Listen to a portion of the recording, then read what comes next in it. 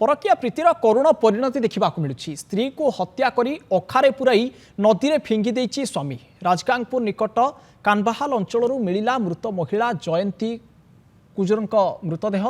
आत्मसमर्पण पर स्वामी लक्ष्मण ओराम को गिरफ्त करिछि पुलिस। सुंदरगढ़ जिला बणाई उपखंड गुरुंडिया थाना पंकडिही पंचायत जड़ा अंगनवाड़ी रे घटिथिला घटना। गतकाली जड़ारू हठात अंगनवाड़ी कर्मी जयंती कुआड़े निखोज हो जाइथिबा नै अभियोग होइथिला।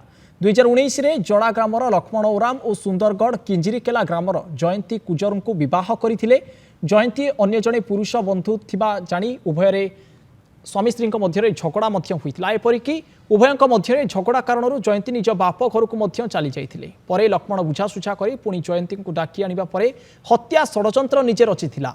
गतकाली स्त्री को हत्या करिबा परे एक अखारे मृतदेह को पुराई स्कूटी रे नहीं कांसबाहाल निकट रे फोपाड़ी देथिला। तेबे मृता महिला परिवार को खबर दिया जाइछि और सेमाने आसिले शव व्यवच्छेद कराजिबो बोली पुलिस पक्षरु सूचना मिलिछि।